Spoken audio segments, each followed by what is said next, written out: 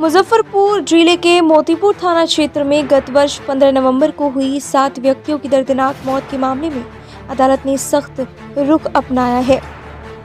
ACJM प्रथम पश्चिमी मुजफ्फरपुर की अदालत ने मोतीपुर थाना को अविलंब एफआईआर दर्ज कर मामले की जांच करने के आदेश दिए हैं।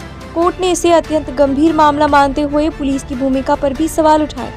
बताया गया कि 15 नवंबर की सुबह करीब 5:34 बजे मोतीपुर नगर पंचायत की वार्ड संख्या 13 में आग लगने से एक ही परिवार के 7 लोगों की जलकर मौत हो गई थी।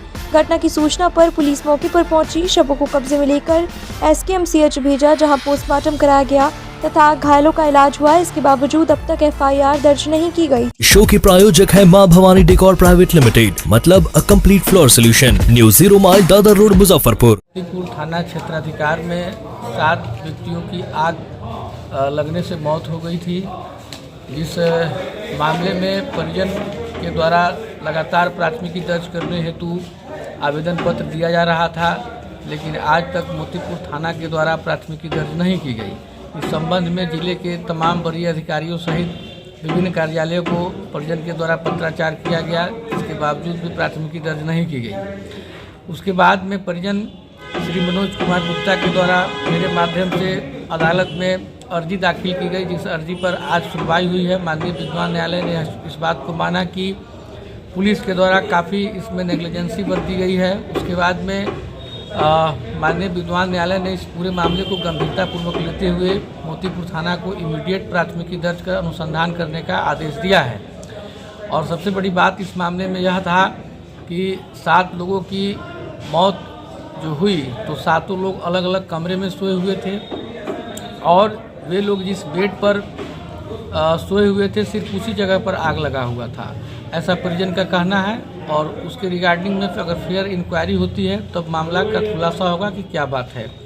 तो इसमें मर्डर वगैरह की धारा इसमें लगी हुई है, तो हमें ऐसा लगता है कि पुलिस सही से जांच करे तो इसमें जो षड्यंत्रकारी हैं उनका पता लग सकता है और जो दोषी हैं उनके विरुद्ध कड़ी से कड़ी और सख्त कार्रवाई हो, और यही हम लोगों का मांग है। और काफ़ी इसमें परिजन बहुत ही ज़्यादा हताश और परेशान थे, लेकिन आज अदालत का जो आदेश आया है तो हम ये समझेंगे कि यह हमारी जो पहली कड़ी पूरी हुई और इसके बाद हम लोग ऑनरेबल पटना हाई कोर्ट के समक्ष में रीट करेंगे फेयर इंक्वायरी के लिए। हाँ, बताइएगा मामला क्या। 14 नवंबर की मेरी बहन पूजा के घर में आग लगी थी, जिसमें मेरी बहन पूजा, मेरी जीजा जी ललन जी और श्रेष्ठी गोली 2 लड़कियाँ थी, उनकी डेथ हो गई थी ऑन द स्पॉट उसी रूम के अंदर। अगले रूम उनकी मदर सो रही थी, वो भी जल गई। तो टोटल 9 लोग जले थे उस दिन, जिसमें 5 का ऑन द स्पॉट डेथ हो गया था, 4 को हॉस्पिटल में एडमिट किया गया, जिसमें 2 लोगों की वहाँ डेथ हो गई थी। अब मेरा कहना ये है कि जब मैं एफआईआर करने के लिए गया थाने में, मोतीपुर थाने में, तो उन्होंने एफआईआर नहीं किया, उन्होंने यूडी किया। मैंने कितना रिक्वेस्ट किया फिर भी उन्होंने एफआईआर नहीं किया और उन्होंने हमें विश्वास दिलाया कि हम जांच करेंगे, बट उनके द्वारा कोई जांच नहीं किया गया। मैंने कई बार उनको एफआईआर के लिए बोला, लेकिन लास्ट में जब उन्होंने एफआईआर नहीं किया तो मैंने जितने भी वरिष्ठ अधिकारी थे, एसएसपी हो गया, आईजी, जितने भी वरिष्ठ अधिकारी थे सबको मैंने लेटर लिख के भेजा, फिर भी कोई कार्रवाई नहीं हुआ। मैंने माननीय सम्राट चौधरी जी को भी लेटर लिखा और फिर भी अब तक कुछ कार्रवाई नहीं हुआ। लास्ट में मैंने निर्णय लिया कि अब कोर्ट में जाना है, तो कोर्ट के थ्रू हमें आज न्यायालय के थ्रू हमें एक आदेश जारी किया है, एफआईआर का आदेश जारी किया है।